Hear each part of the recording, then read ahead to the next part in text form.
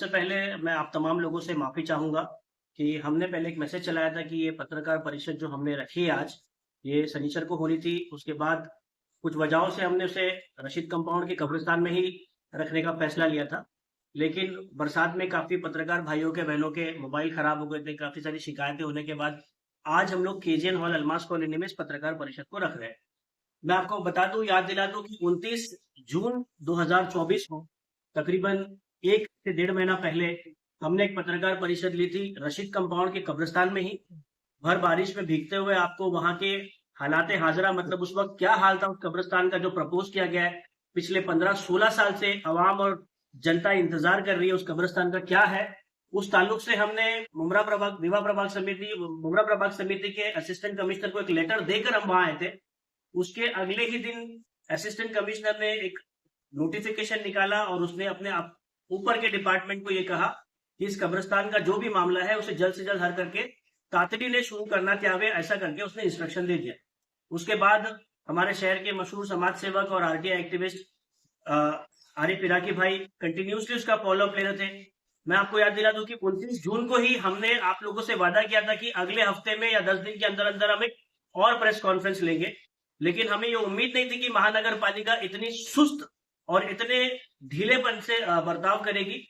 इसे तकरीबन 1.5 महीना लग गया आरिफ इराकी भाई को और पूरी टीम को इस रशीद कंपाउंड के कब्रिस्तान के ताल्लुक से जो भी उसके A to Z पेपर्स है, कहां तक मामला पहुंचा है, कैसा है, ये तमाम चीजों को निकालते निकालते 1.5 महीना लग गया।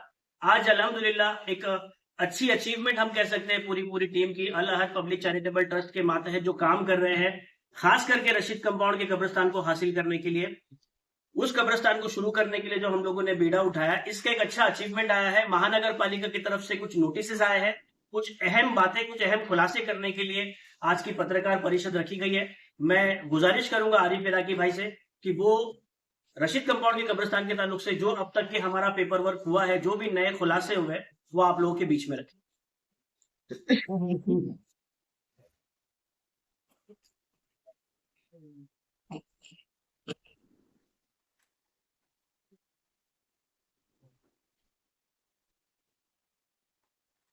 अस्सलाम वालेकुम।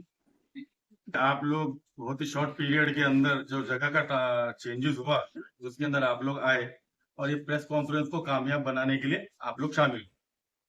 हसन भाई ने जैसे बताया इसकी जो शुरुआत हुई थी 29 जून 2024 को हमने रशीद कंपाउंड के कब्रिस्तान की जमीन पे खड़े होके हमने ये प्रेस कॉन्फ्रेंस आपको दिया था और आपको बोला था कि बहुत जल्द हम इस पे आगे का खुलासा करेंगे। तो राइट ऑफ इंफॉर्मेशन, बाद में कंप्लेंट्स वगैरह ये सब होने के बाद फिर रिसेंटली जैसे मैंने 3 कंप्लेंट फाइल किए 18/8/2024, 2/9/2024 कि ये कब्रिस्तान जो है ये हमको हैंड ओवर किया जाए, क्योंकि ये कब्रिस्तान का लगभग पूरा प्रोसीजर जो है वो हो चुका था। 5 जनवरी 2016 इसका मॉडिफिकेशन हो गया, इस पे रिजर्वेशन डाल दिया गया, यूडी का नोटिफिकेशन आया इस पे 5 जनवरी 2016 कि भाई ये जगह पे कब्रिस्तान अलॉट हो चुका है। 2016 का नोटिफिकेशन आने के बाद कुछ पेपर वर्क बचे थे, खिदमत ट्रस्ट के नाम पे ट्रांसफर का 7/12 चढ़ चुका था, तो वापस रावी के नाम पे किया गया और टीडीआर का उसका प्रपोजल जो है 2020 के अंदर पुट अप हुआ। 4 साल हो गए, टीडीआर का प्रोसेस जो है इसका कंप्लीट नहीं हो पाया। तो मैंने ये मुद्दे पे कल 2/9/2024 को प्रशासन को लेटर दिया था कि हम लोग महानगर पालिका के सामने आंदोलन पे बैठेंगे बेमुद्दत, कि भाई हमारा जो पेपर वर्क है बहुत ही स्लो फॉलोअप पे है और इसके अंदर प्रशासन ध्यान नहीं दे रही है, क्योंकि ये जो है कब्रिस्तान ये हमारा एक बेसिक एम्यूनिटी है। आज MM वैली का कब्रिस्तान आपके सामने है, वहां के जो मसले हैं ये भी आपके सामने है और ये एक हमारे पास ऑल्टरनेट रिजर्वेशन जगह है, रिजर्व जगह है, जहां हमको चरनीपाड़ा, देवरीपाड़ा, रशीद कंपाउंड, सैनिक नगर, मोतीबाग, ये पूरा पट्टा जो जिसकी करीबन आज के तारीख में आबादी 3 से 4 लाख, उनके लिए एक ऑल्टरनेटिव जगह है। तो प्रशासन का कहीं ना कहीं कमजोरी थी, तो इसके लिए मैं कल आंदोलन पे, मतलब पूरा ग्रुप हमारा अल अहद चैरिटेबल ट्रस्ट की तरफ से आंदोलन पे बैठने वाले थे। तो इन्होंने मेरे को लेटर फॉरवर्ड किए कि आपका जो है आंदोलन जो है उसको जरा डिले करो। रीजन ये है कि उन्होंने मेरे को एक लेटर दिए है आपको मैं बाद में इसका एक कॉपी दे दूंगा कि इसके अंदर पूरा सब लेटर पूरा सब मेंशन किए कि भाई सब हो चुका है, सिर्फ जो लैंडलॉर्ड है रावी, रिजवान रावी, उनका सिर्फ थाने म्युनिसिपल कॉर्पोरेशन के साथ एग्रीमेंट रजिस्टर करना बाकी। अगर वो अपना एग्रीमेंट रजिस्टर कर देंगे तो हम उनको टीडीआर दे देंगे, और टीडीआर देके ये जगह जो है ये हम अपने हैंडओवर लेंगे और ये पब्लिक को हम कब्रिस्तान के लिए अलॉट कर देंगे।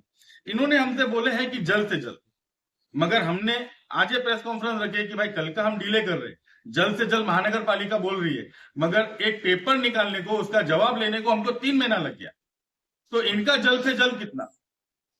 तो आपके प्रेस के जरिए मैं थाने म्युनिसिपल कॉर्पोरेशन को बताना चाहता हूं, आपका जल्द से जल्द मतलब हम आपको 1 महीने का टाइम दे रहे हैं। आज है 1 तारीख, हम 1 अक्टूबर को फिर से प्रेस कॉन्फ्रेंस लेंगे। अगर तब तक हमको एक कब्रिस्तान हैंडओवर नहीं हुआ तो हम उसके बाद थाने म्युनिसिपल कॉर्पोरेशन के सामने धरना प्रदर्शन का पेशकश करेंगे।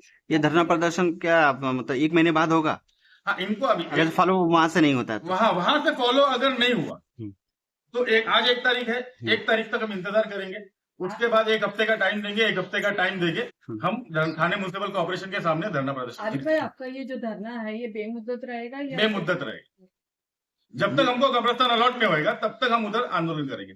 बाइक क्लियर करता हूँ, धरना प्रदर्शन है, भूख हड़ताल नहीं। धरना प्रदर्शन, ओके। इतने फॉलोअप इतना लेट हो रहा था, क्या वजह रही होगी उसकी? ऐसा प्रशासन कहीं ना कहीं, तो आपको मालूम है थाने म्युनिसिपल कॉर्पोरेशन कहीं ना कहीं पेपर वर्क के अंदर बहुत कमजोर है। अब रेगुलर फॉलोअप करने के बाद मैंने 3 कंप्लेंट फाइल की है। सबसे पहला कंप्लेंट जो मैंने असिस्टेंट म्युनिसिपल कॉर्पोरेशन को पीछर साहब को फाइल किया, क्योंकि वो जो है इधर के जिम्मेदार है, मुंब्रा के जिम्मेदार जो है इधर का एएमसी होता है। हमारी जो बेसिक फैसिलिटीज होती है, हमारी बेसिक फैसिलिटीज को प्रोवाइड करने का और उस पर हल निकालने का काम इधर के एएमसी का है। उसके बाद सीएम से लेके नीचे तक मैंने सबको पेपर वर्क किया हूं, ये उसका पूरा सेट है। आपको चाहिए तो बाद में दे दूंगा। और बाकायदा रेगुलर फॉलोअप करने के बाद, प्रेशर करने के बाद, जब 2/9 का मैंने आंदोलन का लेटर दिया हूं, तब मुझे ये लेटर उन्होंने दिए। आखिर कब्रिस्तान में इतनी ढिलाई क्यों हो जा रही है? क्या उनके ऊपर कोई दबाव तो नहीं डाला जा रहा है कब्रिस्तान को ढिलाई करने के लिए? देखो, ये अभी हमारे सामने तो कोई दबाव नहीं डालता। बैक टू द पेविलियन पीछे से अगर कोई प्रेशर कर रहा है तो वो उनका प्रॉब्लम है। और ये कोई मेरा या इनका या पीछे बैठे ये इधर जो बैठे, इनका ये जाति मुफाद वाली चीज नहीं है, ये लोगों के लिए है। कब्रिस्तान जो है ये हमारी आखिरत का मसला है। अरे भाई, इस कब्रिस्तान में भी तो भ्रष्टाचार तो नहीं हुआ है? देखो, अभी फिलहाल रिजवी साहब मसला ऐसा है कि नहीं, इतना डिले किया गया, इतना पहले ढिंढोरा पीटा गया कब्रिस्तान देने के लिए, बड़े बड़े कॉन्फ्रेंस किए गए, फिर क्यों ठंडे बस्ती की चला गया? क्या वजह है? पेपर वर्क इसका बहुत स्लो था। इसका मैंने जान से पेपर किसका स्लो किया एक गया? चीज होता है, आपको एक चीज बता दो कि कोई भी चीज है, अगर वो पब्लिक फैसिलिटी है तो पब्लिक फैसिलिटी में उनके पीछे फॉलोअप जल्दी कोई नहीं करता।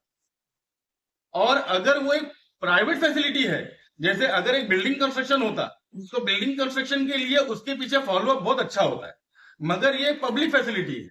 पब्लिक फैसिलिटी के लिए उसके पीछे फॉलोअप नहीं हुआ है। एक लेटर टू इधर फॉरवर्ड हुए, एक लेटर। तो इसका जिम्मेदार किसको मान रहे हैं? शहर के आमदार को मान रहे हैं कि स्थानीय नगर सेवक को मान रहे हैं, या जो ठेकेदार बने हैं समाज के उनको मान रहे हैं? इसके अंदर मैं ये जवाब नहीं दे पाऊंगा, क्योंकि मैं इसका जिम्मेदार whole and sole Thane municipal corporation को बोलूंगा।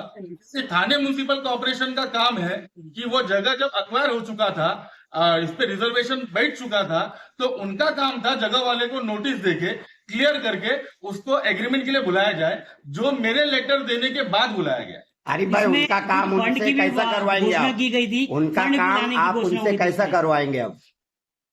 मैं रेगुलर फॉलोअप करके, देखो प्रेशराइज तो मैं कर नहीं सकता, म्युनिसिपल के अधिकारी है, हम रेगुलर फॉलोअप करने वाले। फॉलोअप करने के लिए अगर हमारा फॉलोअप डिले होता है या हमारे फॉलोअप के अंदर वो काम नहीं करते, इसके लिए तो मैंने धरना प्रदर्शन का आपको बोला हूं कि मैं धरना प्रदर्शन करूंगा।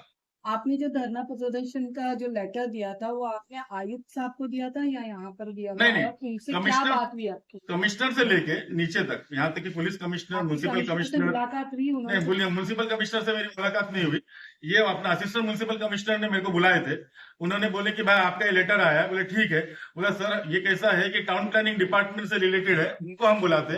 टाउन प्लानिंग डिपार्टमेंट से हमारी बात हुई। उन्होंने बोले कि भाई हमने उसको नोटिस दे चुके हैं कि आप आगे एग्रीमेंट रजिस्टर करो ताकि हम ये मैटर क्लियर करें।